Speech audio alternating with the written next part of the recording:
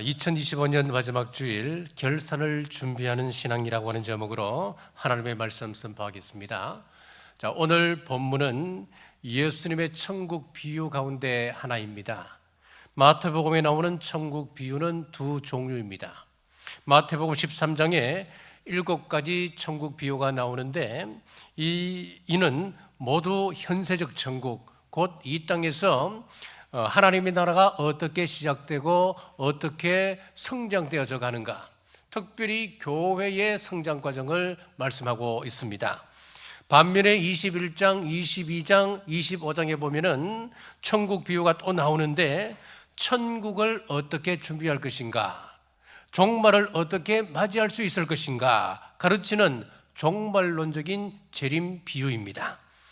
특별히 오늘 본문의 달란트 비유는 예수님의 재림과 심판을 상징적으로 보여주고 있습니다. 첫째, 재능에 따라 달란트를 맡겼습니다. 15절 말씀입니다. 각각 그 재능대로 한 사람에게는 금 5달란트를, 한 사람에게는 2달란트를, 한 사람에게는 1달란트를 주고 떠났더니 주인이 종들에게 금 1달란트, 2달란트, 5달란트를 맡기고 길을 떠났습니다. 여기서 달란트 가치는 얼마일까요? 한 달란트는 장정이 15년 동안 일해야 벌 수 있는 어마어마한 큰 돈입니다. 하루 일당을 18만 원 정도로 쳤을 때에 금 1달란트는 약 10억이 되는 그런 돈입니다. 그럼 2달란트는요 20억이 되고 5달란트는 50억이 되겠지요. 겉으로 보면 주인은 참 불공평해 보입니다. 왜 똑같이 나눠주지 않았을까요? 주면 다 똑같이 나눠줘야죠. 그래야 불평, 원망이 생기지 않는 것 아니겠습니까? 이유는 단 하나입니다. 주인은 종들의 능력과 한계를 정확히 알고 계셨습니다. 능력 많은 종에게는 많이, 좀 능력이 부족한 종에게는 그에 맞춰 좀 적게 주었습니다. 이것은 불공평이 아니라 오늘 말씀 전체를 쭉 읽어보시면은 주인의 배려요, 주인의 사랑임을 우리는 알게 됩니다. 모든 사람에게 다 똑같이 5달란트씩 나누어 줬다면 재능 없는 종에게는 그것이 축복이 아니라 폭력이 될 수가 있습니다. 자신을 무너뜨리는 짐이 될 수도 있을 것입니다. 성경에 보면 영광이라고 하는 단어가 많이 등장하는데 그 영광은 히브리 말로 카베드라고 하는 단어를 씁니다. 그 뜻은 무겁다, 그런 뜻을 가지고 있습니다. 그렇습니다. 영광에는 무게가 있습니다. 내가 딱 2달란트 정도를 감당할 수 있는 능력과 또 그런 인품의 사람인데 내게 2달란트 이상 되는 5달란트가 주어졌다면 그 무게에 눌려서 우리는 물속에 침몰하게 되는 겁니다. 그것은 영광이 아니라 재앙이라고 하는 것입니다. 그래서 감당할 만큼만 맡기시는 하나님, 우리 주인의 눈은 정확하십니다. 그렇습니다. 내가 나를 아는 것보다도 하나님께서 저와 여러분을 더 정확히 아십니다. 왜 그럴까요? 우리를 창조하셨기 때문에 그렇습니다. 병원에 가면 옛날에는 CT 촬영만 했습니다만은 요즘은 PT 촬영, MRI 촬영을 합니다. PT 촬영을 하면은 5mm 정도 되는 작은 종양도 발견합니다. 그리고 암의 전이 여부, 재발 여부를 정확하게 파악을 하지요. MRI는 방사선을 사용하지 않고도 뇌, 척수, 신경, 연부 조직을 정확하게 보여줍니다. 그런데 우리 하나님의 눈은 이것 정도가 아니라는 거예요. PT보다도 MRI보다도 우리 내면과 우리의 한계를 정확하게 알고 계시는 분이십니다. 그래서 우리에게 달란트를 맡기실 때 감당할 만큼만 맡기신다는 거예요. 에밀 브루너는 수적인 동일 분배가 곧 정의는 아니다 라고 하는 말을 했습니다. 이 말은 이런 것이에요. 초등학교 다니는 아들과 고등학교 다니는 아들을 둔 아버지가 있었습니다. 공평하게 분배한다고, 공평하게 나눠준다고 두 아이에게 동일하게 만 원씩 용돈을 주었습니다. 이것은 공평한 분배가 아니에요. 왜냐하면 아이의 형편과 필요가 서로 다르기 때문에 그렇습니다.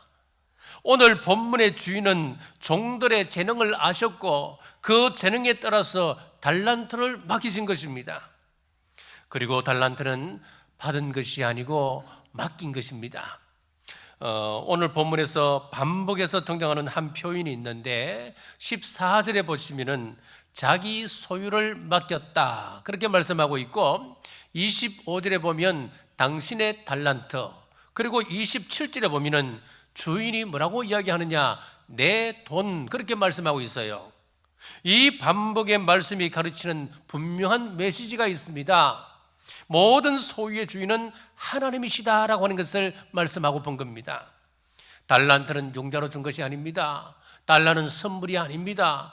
달란트는 보너스가 아닙니다. 하나님께서 잠시 우리 손에 맡겨놓으신 것입니다.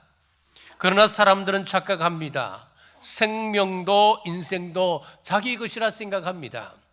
재산도 건강도 재능도 시간도 모두 자기 것이라고 생각을 합니다.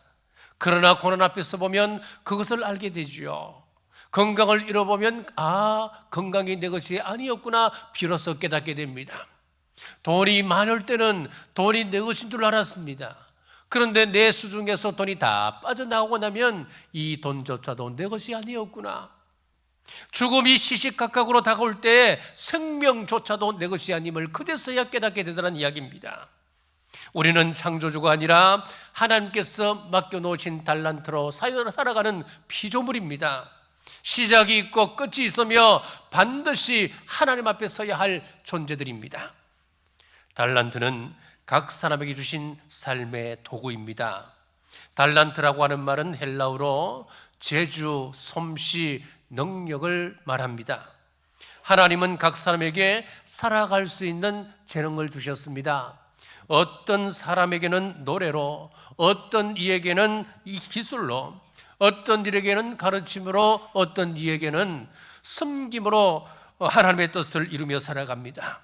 그러므로 사랑하는 여러분, 내가 가진 달란트 크기를 비교하며 불평하지 마십시오. 하나님은 가장 정확한 눈으로, 가장 사랑하는 방식으로 내가 감당할 수 있을 만큼만 맡기신 사랑의 하나님이심을 믿으시기를 주님의 이름으로 축복합니다. 둘째, 충성의 의미입니다. 21절입니다. 그 주인이 이르되 잘하였도다 착하고 충성된 종아, 내가 적은 일에 충성하였음에 내가 많은 것을 내게 맡기리니 내 주인의 즐거움에 참여할지어다 하고, 이 말씀 속에는 영적 세계를 꿰뚫어 보시는 주님의 관점이 있습니다.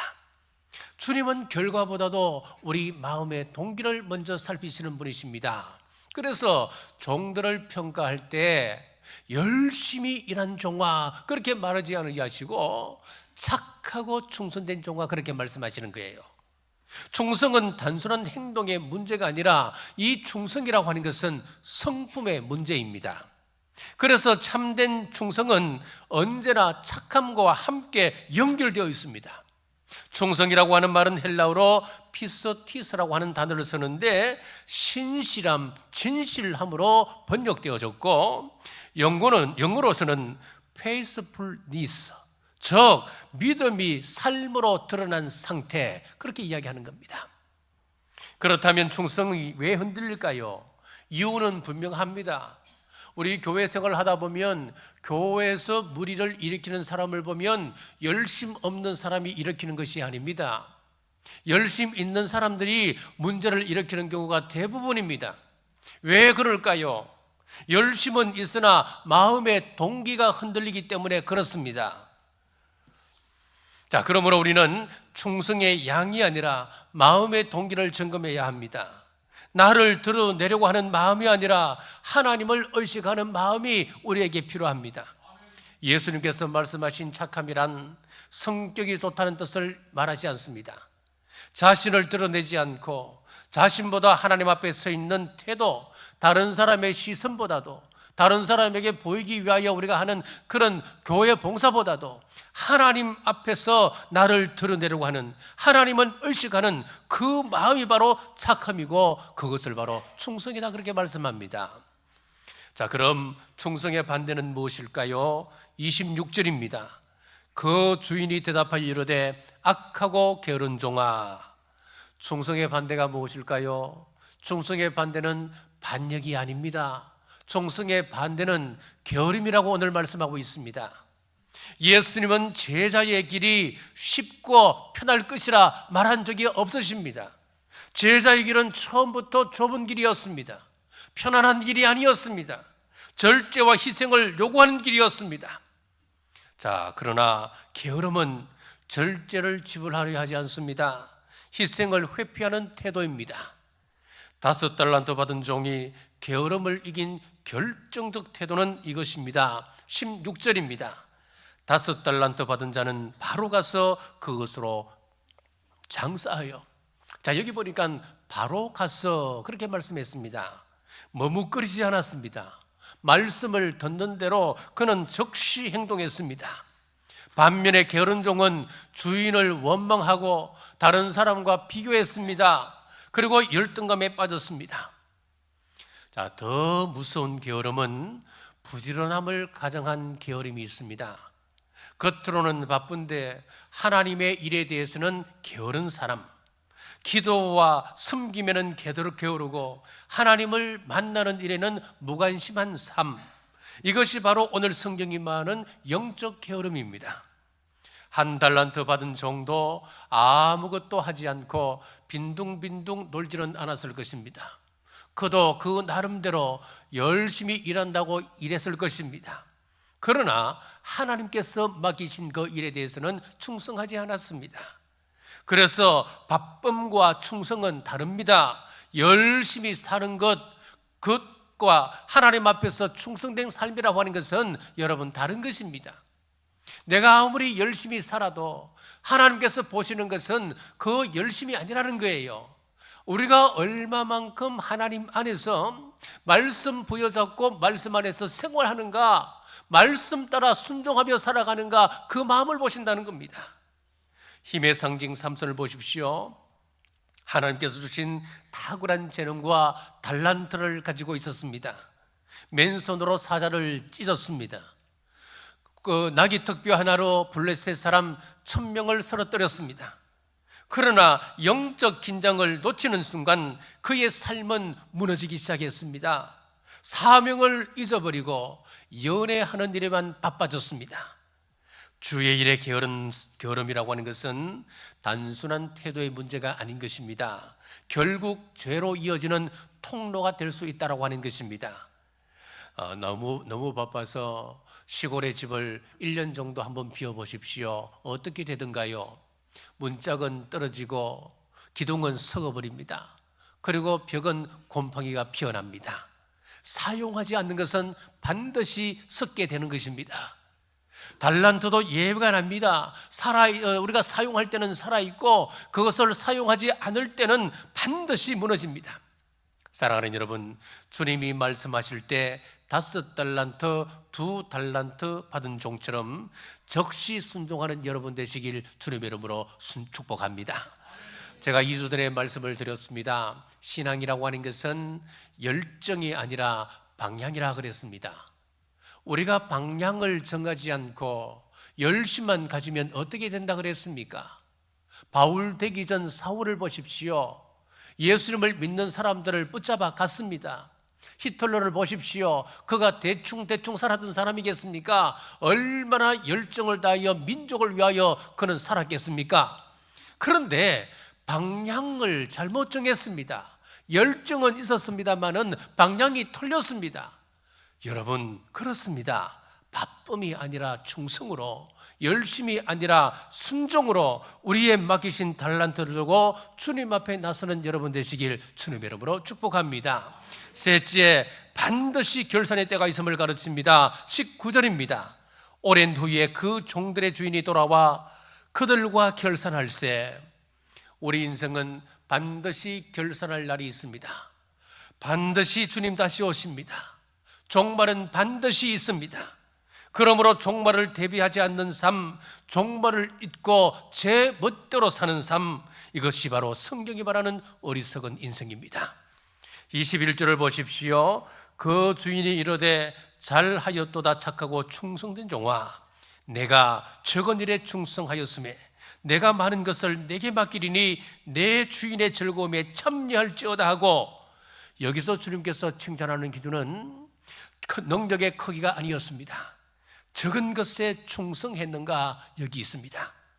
여기 적은 것이라고 하는 말은 헬라어로 올리고스라고 하는 단어를 쓰는데, 수가 적은 것, 크기가 작은 것, 시간이 짧은 것, 그런 뜻을 의미합니다. 주님께서 보시는 것은 이것 하나입니다. 그 사람이 충성된 사람인가, 이 사람에게 더 큰 일을 맡겨도 되겠는가, 이걸 보십니다.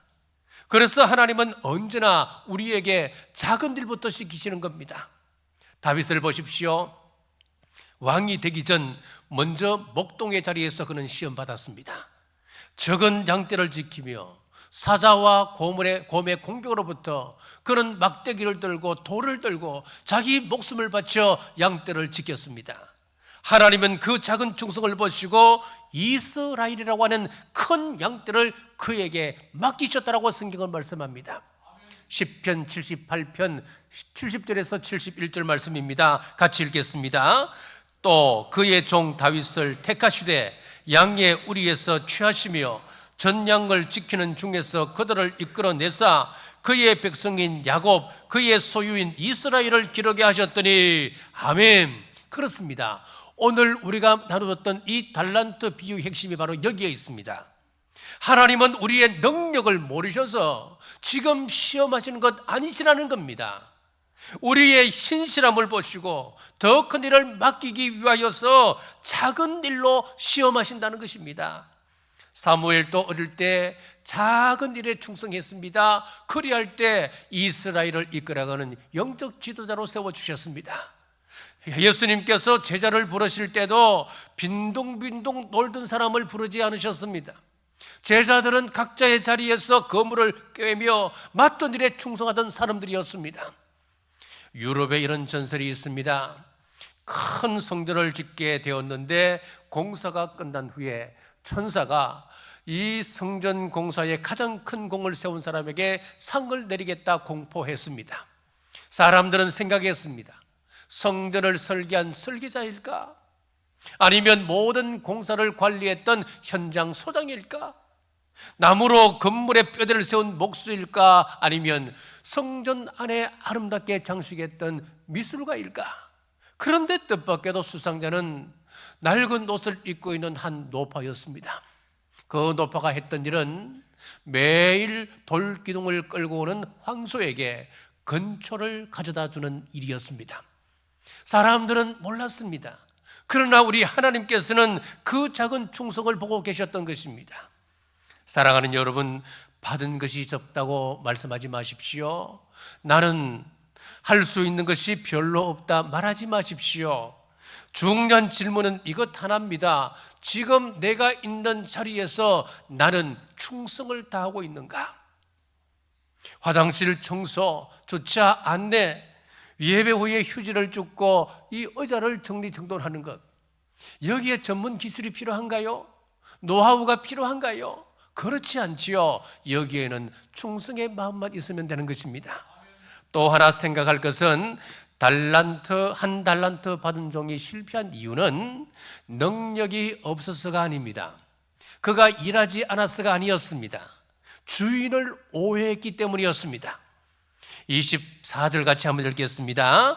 한 달란트 받았던 자는 와서 이르되 주인이여 당신은 굳은 사람이라 심지 않은 데서 거두고 해치지 않은 데서 모으는 줄을 내가 알았으므로. 자, 그의 주인을 굳은 사람, 무서운 사람, 심지 않은 데서 거두는 사람, 해치지 않은 데서 모으는 사람이라고 그는 왜곡하여 주인을 보았습니다. 그러나 하나님은 나를 아시고 내 능력과 은사에 맞게 감당할 만큼만 맡기시는 분이십니다. 그러므로 여러분, 소유가 적다고 할 수 있는 것이 별로 없다고 말하지 마십시오. 지금 있는 자리에서 주어진 여건 속에서 최선을 다하여 충성하는 여러분 되시길 주님의 이름으로 축복합니다. 말씀을 맺겠습니다. 29절입니다. 무릇 있는 자는 받아 풍족하게 되고 없는 자는 그 있는 것까지 빼앗기리라. 여러분, 이것을 세상 논리로 보시면 안 됩니다. 세상 논리는 정반대입니다. 있는 사람이 더 돈 많이 법니다. 없는 사람은 점점점 가난해집니다. 그런데 이 말씀은 세상 논리가 아니라 하나님 나라가 작동하는 영적 원리를 지금 말씀하고 있습니다. 영적인 일에 부지런할 때에 하나님은 저와 여러분을 영적 거인으로 만들어 가십니다.